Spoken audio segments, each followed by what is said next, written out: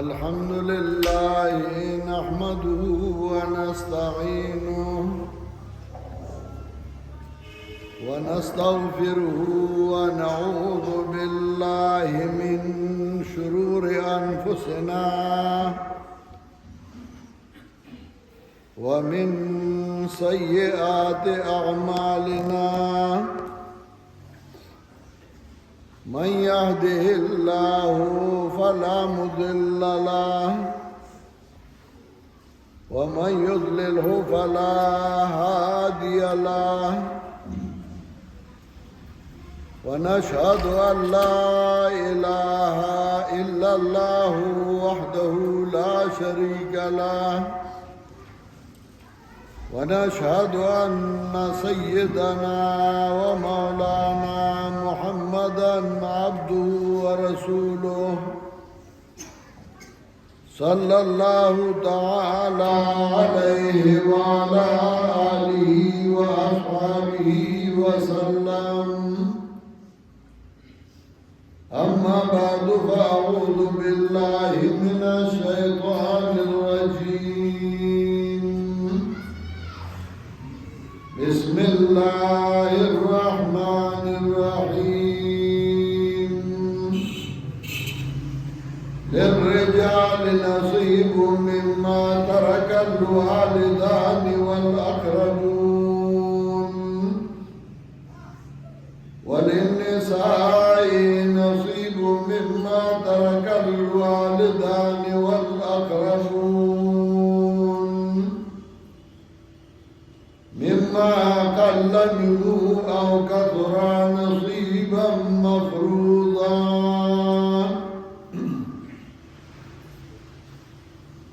محترم حاضرین و مسلمانانو داغون باکلے دچار صدی دا زمنگا یو زوڑ مرکز دے فقیر اللہ مولانا صاحب دے اللہ مغفرت نصیب کی. اول با غیمو لدعوت راوتو او من با دیکلی تراتلو دا ایدو فاردنا بعد وقت پا باندی مرگرو با پروگرامونا جوڑو لاو جوڑائی منگا رازو دا کلے زمنگا زوڑ زائدے زوڑ مرکز دے ذکری والا مینا محبت آمن تا معلوم دے او پٹن دے او دینا زیادہ مینا محبت بدون سی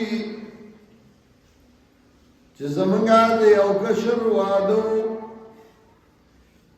او داغیر پار دی مالا دعوت راکڑ دے چدا خوشحالی با زمنگا نورم زیادشی دوبالا بشی چتا سراشی او بدی کی زمن سرا شرکاتو کئی نو بدی نیات او بدی ارادہ باندې راغلیو چې الله دې دی واده کې ډیر خیر او برکتونه واچي او الله دې زمونږه د امینه او د محبتونو همیشه لپاره آباد لري. انسان اللہ پر نور مخلوق کی اشرف المخلوقات گرزول دے ادائی وجہ صدا نورم دا اللہ مخلوق دے وحوش دی طیور دی یو شیر دے بل شیر دے او طول اللہ ساور کڑ دے ټولو الله رزق ورکړي ټولو الله ژوند ورکړي او په ټولو باندې مرګ راځي. کاغه زناور دي کاغه مارغان دي کاغه پیریان دي کاغه انسانان دي دې ټولو الله ژوند ورکړي رزق ورکړي. نو بیا دا انسان الله اشرف المخلوقات ګرځولې او داولې زناور وګورئ نو چا یو سړی سنډه ساتلی په کور کې او څه کال بعد 2 کال بعد بل سنډه والی او کور ته راولي دا یو سنډه هغه پسې پړی شلی پخکروی وی جنور سره کوي که یو سړی سپی ساتلی بلټیالی ساتلی بلډاګي ساتلی او دې بل سپی راولي نو دا سپی ورپسې پټای شلی زنځیر شلی او په بل سپی باندې ورغوټه کیږي او هغه کور کې نه پریږدي ګینې په کار خدا چې دی یوازې نو چې بل راغی هغه د ده ملګری شو خو په ځای د دې باندې د ملګرتیا هغې دشمني او هغه نه پرېږدي یو انسان دی چې کله دی دله سزا ورکړي نو لویه سزا دا ده چې دی یو کوټه کې یو کور کې نظربند کې یوازې او دی یکی یوازې نو دی په هغې کې ډېر پریشان وي د هغې نه کتې وهي او ټکې په هغې دومره نه پریشانه کېږي څومره چې په هغه جیل تنهایي باندې هغه پریشان وي که دله په دغه وخت کې د دشمن هم راولي یو سانچټ راولي او د ده سره په هغه کوټه کې کښېني نو دی خوشحاله شي که سترګې تړلي نو غوږ ورته رانږدې کي ملګري یا د کوم ځای نه راغلی او ته څوک یې او په څه کې راوستی او د ده زړه ته اطمینان راشي چې ملګری مې وشه ملګری را سره شه او دی خوشحاله شي نو یو انسان دی چې دی الله په اجتماعیت کې خوشحاله ساتي خپلوانی رشتهداري دوستانی دا یې میانس کې څخه راشي یو وایي زه پښتون یم بل وایي زه پښتون یم یو وایي زه زورور یم بل وایي زه زورور یم خو په زړه کې یو بل پسې خفه وي او دا څه چې وایي نو دا د تو نه وایي خو کله چې یو ځای شي نو سړی وایي د ده یړو روانه نه وه د ده یړو دشمني نه وه د یړو خفګان نه و ځکه انسان په اجتماعیت په یو ځایوالي باندې خوشحاله وي او انسان یوازې خوشحاله نه وي نو دا الله اشرف المخلوقات کو بیا په دی کې الله انبیا راولېږل کتابونه یې راولېږل لوی لوی خلک یې پکې پیدا کړل نو انسان یې اشرف المخلوقات وګرځو ځکه دی په اجتماعیت باندې خوشحالي دی په ګڼه کې خوشحاله وي دی په ملګرتیا کې خوشحاله وي او وحشت او یوازیوالي کې خفه وي د دې یو ځایوالي لپاره الله بیا یو عجیبه بیلنس پیدا کړ هغه دا چې یو طرف ته الله نارینه پیدا کول نو بل طرف ته الله زنانه پیدا کولی په یو کور کې جنکۍ پای کې هلکاني په یو کور کې یوازې هلکاني نو بل کور کې یوازې جنکۍ نو الله هلکان او جنکۍ پیدا کړل او قرآن هم د هغې ذکر کوي الله فرمایي وخلق منها زوجها وبث منهما رجالا كثيرا ونساء ما د یو جنس نه پیدا کړی دی بیا مې سړي پیدا کړو ډېر ښځې مې ډېرې پیدا کړې نو بیا د یو ځایوالي دپاره د دې اتفاق دپاره الله یو بله طریقه وکړه چې د سړي او د ښځې نکاح هغې جایز کړ چې دا ښځه او نکاح دا د سړی دا د یو بل سره یو ځای ژوند هم تېرولی شي. پردی جنۍ ده، پردی هلک دی، غیر محرم دي، د یو بل مخ ته کتلې ناروا دي، یو بل سره کېناستلې ناروا دي، یو بل سره خبرې ناروا دي. خو الله وله یو لاره جوړه کړه او بیا هغه هلک او جنۍ هغه پردی سړی او پردی ښځه د پردي کور هغه بیا یو ځای کېدی شي او په یو څو ټکو باندې یو ځای کېدی شي. هغې له څه ډېر محنت هم نه و، هغې له څه ډېرې منډې تڼې هم نه وې، هغه له څه ډېر کړاو نه و، هغې له څه په میلونو او زرګونو میله مزل نه و. یو څو ټکي وه په هغې باندې هغې یو ځای کړل چې هغې ته وایي نکاح. نکاح عربی لفظ دی، نکاح په معنا د ضم کېدو او د یو ځای کېدو باندې. نکاح ته نکاح ځکه وایي چې په دې کې هلک او جنۍ دواړه یو ځای شي، پردي یو بل نه ویني، خو هغه یو ځای شي او د هغه یو نوی ژوند روان شي، هغې ته وایي نکاح. او دا نکاح بیا الله هغې له مختلفې لارې جوړې کړې. دا یو ټکی و، یو څو الفاظ و، یو څو جملې وې چې دا فلانی جنۍ دی، فلاني هلک لا د دې ګواهانو مخکې د دوره مهر مقابله کې ورکړې ده،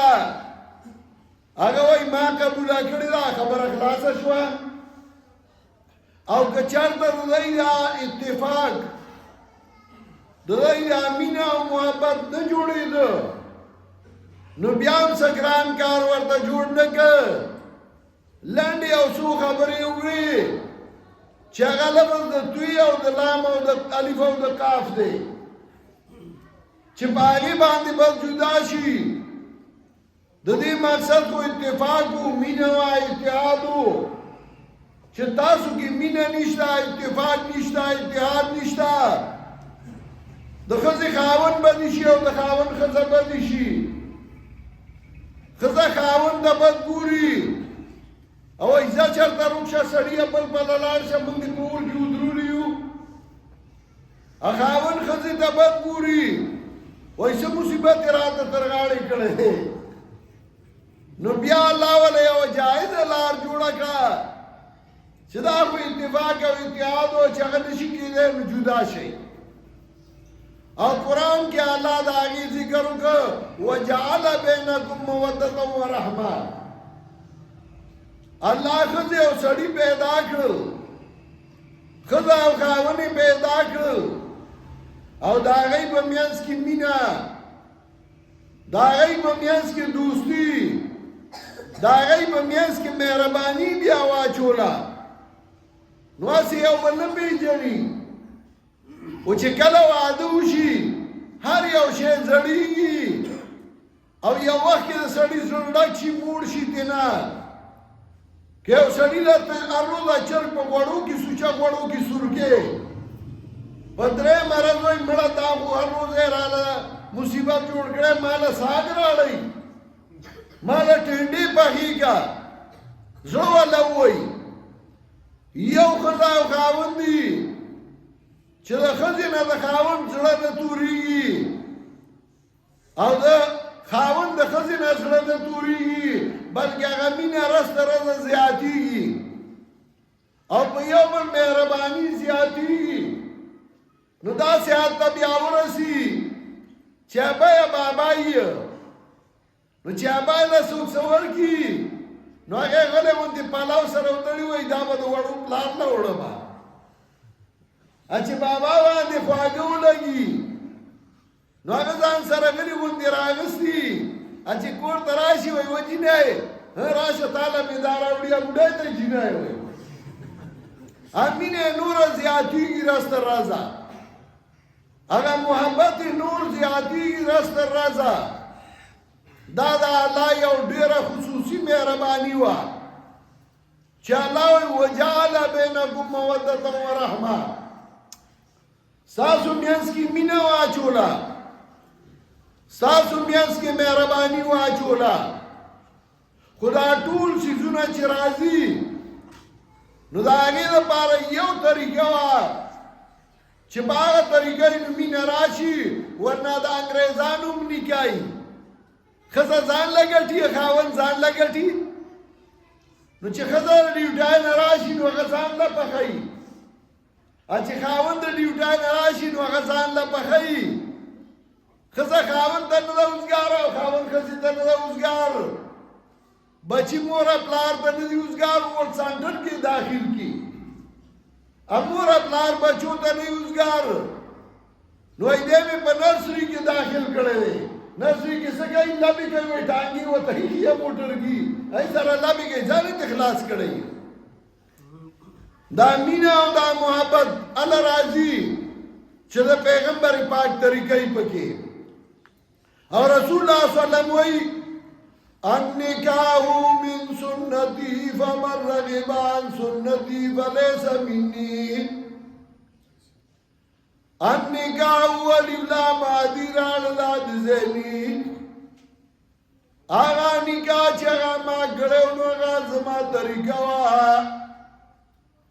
النکاح من سنتی پیغمبر پاک وی آغا نکاح چې هغه ما کړو نو هغه زما طریقه وه فمن رغب عن سنتی فلیس منی چا چې زما طریقه پرېښوده نو زما نه نه دی دا زما طریقه وه نو زما په طریقه باندې به کې کما طریقه چې د جناب رسول الله صلی الله علیه وسلم وه پاگا طریقہ باندې به کې نو د پیغمبر پاک طریقہ داوا چې نکاح تړه ناوې راوله او بیا د هغې نه رسول ډوډۍ ورکا ولیمه د ولم نه دی ولم وایي یو ځای کېدو ته چې هلک او جینۍ یو ځای شو د هغې نه بعد بیا ډوډۍ ورکا هغې ته وایي ولیمه زموږ پښتنو به څه کول اول میں ډوډۍ ورکړه چاله چې به دعوت ورکو ورته به وي ماسپښین به راځئ ډوډۍ به خورو بیا به جنګ له ځو نو ډوډۍ به مخکې وخوړی شوه بیا به جنګ لاړ نو بیا به یې ناوې راوسته بیا به خیر خیریت و بیا به رسو څه نه و نو کله کله به خپله کې روان شو هلکه جینۍ والا ډولۍ به یې تشه راړه لنډې حلال نه او خانک په سر نیولې نو ډوډۍ به وخوړې شوه او ناوې به هلتې پاتې شوه الله دې رحم وکړي زموږ په مشرانو باندې چې هغوی هغه صحیح طریقه د پیغمبر پاک موږ ته وښوله چې د پیغمبر پاک طریقه دا ده چې اول نکاح کوي ناوې راولئ او بیا ډوډۍ ورکوي هغې ته وایي ولیمه لکه نن چې دې ځای کې شوي دي نکاح وشو ناوې راوسته او د هغې نه وروسته ډوډۍ چې څومره ورکوې نو بیا ورکه بیا دا نکاح د دې مقصد هغه څه و چې الله پاک او نیکان اولاد راکړي چې هغوی د الله د دین خدمت وکړي دا الله عبادت وکړي او الله پې رضا شي په دې نکاح صرف جینۍ او هلک نه یو ځای کېدل په نکاح باندې دوه خاندانونه یو ځای شو یو د جینۍ خاندان دی بل د هلک خاندان دی په دې یو نکاح باندې هغه د هلک خاندان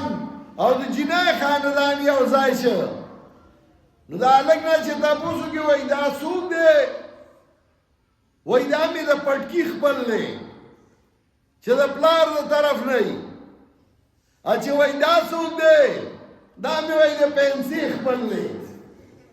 چې د ښځې د طرف نه وي د مور د طرف نه وي نو وایي دا مې د پنسي خپل دی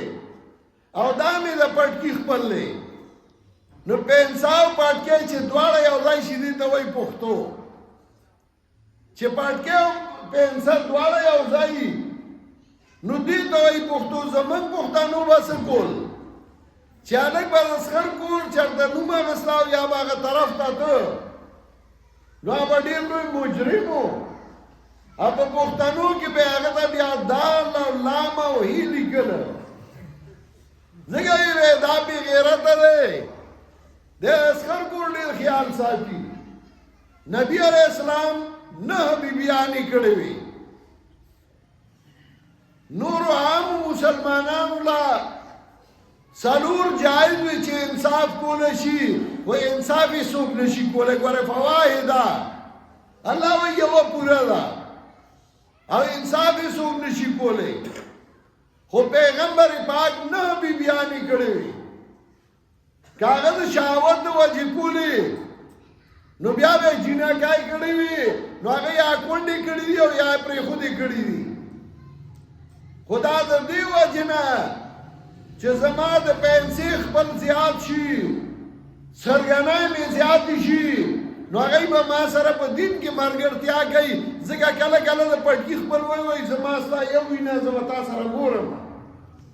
خو هغه د پنسې خپل ورته مخې ته نه ودرېږي نبی علیہ السلام ودونه ډېر کړي وو دا هم د دین دپاره کړي چې د دین اشاعت پې وشي نو د هغې د وجې نبي علیه السلام ته په ډېرو ځایونو کې چې به لاړ هغه ته به اسانتیا وه سرګنی وي خپلولی وي رشتهداری وي هغه انسان هغه بهتر دی چې د هغه اخلاق داسې چې هغه د پټکي خپل او د پنسې خپل هغه دواړه پیژني او رسول الله صلی الله علیه وسلم فرمایي خیرکم واحسنکم اخلاقا خیرکم صیغه د اسم تفضیل راړه تاسو ټولو کې غوره هغه څوک دی او حاصنکم اخلاقا چې تاسو کې ښایسته اخلاق والی دا یې نه دي ویلي چې تاسو کې غوره هغه څوک دی چې هغه بدخویه وي دا یې نه دي ویلي چې تاسو کې غوره هغه څوک دی چې هغه مالداري دا یې نه دي ویلي چې تاسو کې غوره هغه څوک دی چې هغه زوروري رسول الله صلی الله علیه وسلم وایي خیرکم حسنکم اخلاقا تاسو ټولو کې غوره هغه څوک دی چې د هغه اخلاق ښیي اخلاق ښه چې هغه د مشرانو سره هم خیال ساتي د کشرانو هم خیال ساتي هغه د همزولو هم خیال ساتي رسول الله صلی الله علیه وسلم طریقې ډېرې د مینې او د محبت وي د خپل کور کې یو ورځ ام المؤمنین ته وایي راشه هبه شړم مې زبازي کوي تماشا وکړه ام المؤمنین وایي زه رالم او د نبي علیه السلام په اوږه مې داسې زنه کېښوده او د هغه شاته ودرېدم او ما تماشا کوله نبي علیه السلام به وي بس لکه تماشا دې وکړه مړه شوې ما به ورته وي نه ځکه مالې مزه راکوله چې د نبي علیه السلام په اوږه مې زنه ایښې وه داسې ژوند و داسې ژوند و چې نبي علیه السلام به ورسره منډه برابروله موږ دې ته مې یاره پښتو ده پښتو ده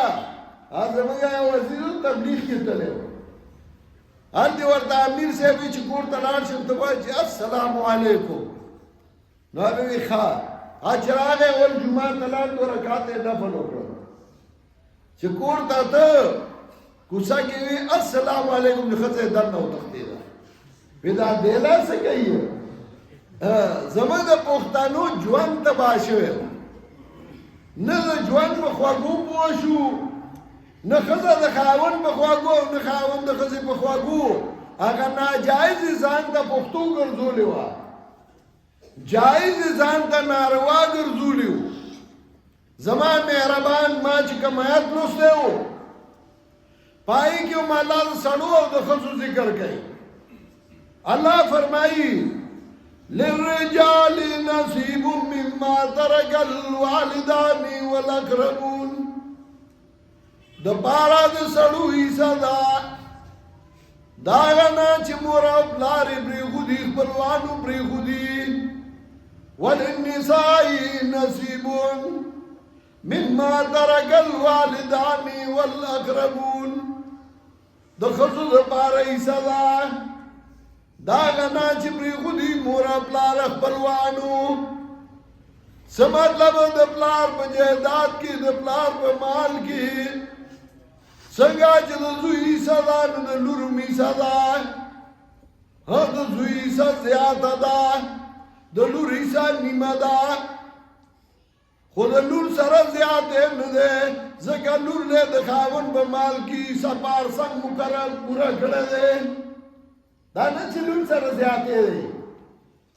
پارسنګ ولا د هلته نه پوره کړی دی نو الله وایي د سړو مثال ده خو زمونږ همیشه جګړې په جایداد دي لور حصہ غواړي خور حصہ غواړي دی وایي نه ستا حصہ چېرته وه د هغې خپله حصہ ده الله وله ورکړی ته وله ورکړه ستا هغې لږې کې به الله د هغې نه ډېر برکت واچوي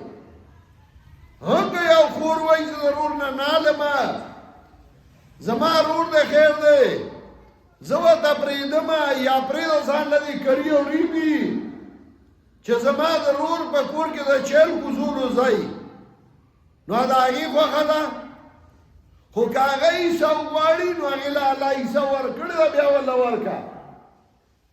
د رور ځان له حصه ده د خور ځان له حصه ده د ښځې ځان له حصه ده د بچو ځان له حصه ده بچو کې د زوی ځان له حصه ده د لور ځان له حصه ده د مور او پلار ځان له حصه ده زمونږ جګړې په دي مقدمې په دي چې حصه غواړي حصه یې وغوښته او حصه هلکه روږی که دا رزق په دې جایداد کې مارغانو له الله رزق ورکوي الله فرمایي لو انکم توکلون علی الله توکلا لرزقتم کما ترزق الطير تغدو حماسا وتروح بطانا کستاسو پا اللہ باندی اعتماد وے ساسو پا اللہ باندی باور وے و یقین وے لرزقتم کما ترزق الطير تاسو لوے داسی رزق درکو لکه مارغانو لچی ورکو لشی سارو کی پاسی او ماخام ماڑ کور ترازی د کم یو مارغه د کارغه چرته کې 15 کناله ځمکه ده چې هغه څه غواړي نو هغه خوري د خارو ځمکه ده طالب هم درکوي که نه دغسې دا معاشره به جوړېږي الله چې موږ د یو بل حق وپېژنو نو الله فرمایي وللنساء نصیب مما ترک الوالدان والاقربون د ښځو دپاره حصه ده دا هغه څه نه چې پرېښودی مور او پلار خپلوانو دی خو یو ډېره شی ده چې لا دې له پکې هم ورکړمه دا ډېره وایي پرېښودې ده چې دې هغې له پکې هم ورکړم دغه 2-3 کناله دي چې دې له پکې ورکړم ما ته به څه پات شي الله وایي مما قل منه او کثره د هغې حصه مقرره ده که لږ وي او که ډېر وي که لږ مال دی او که ډېر مال دی خو د هغې حصه ده ورکوله نصیبا مفروضه حصه ده مقرره ګوره څومره ښکلی کتاب دی قرآن چې معاشره سموي ژوند سموي خوشحالي ښیي خوشحالی منګه هغه منګه پرېښودي دي غمونو ته پړي اچو راکاږو نو چې تپوس دی کې هلکه څنګه یاره دی نه به څه سړی ښه شي نو دی نه به سړی څه ښه ژوند تېر کړي نو ته خپله سم شه نو هر څه به سم شي نو دی په عزیز راواړئ یا په خپلې راواړئ دی نه وایي څو ښه ژوند تېرولی شي خوشحالی به ځان له خپله راولئ غمونه به په خپله په تا راځي هغې نه به ته نه یې خبر خوشحالو ته به ته پړي اچې راکاږي به نو چې ته ځان باندې خوشحالي راوړې یوه نیمه ښځه نو دا به هسې خپله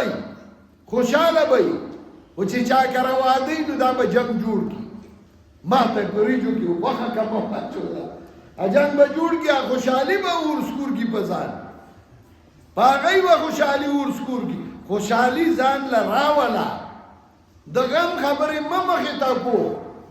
د خوشحالۍ خبرې ځان ته مخې ته کا ژوند به د خوشحالۍ هر وخت به خوشحاله او د خوشحالۍ ژوند به تیر کی او کته د خوشحاله لتی ورکې غمونه ځان ته مخې ته کې هر روزه به خپای چې څوک ویني نو ته به خپای نو خدای خوشحاله راځي الله خوشحاله راولي او الله دې بهر چا راولي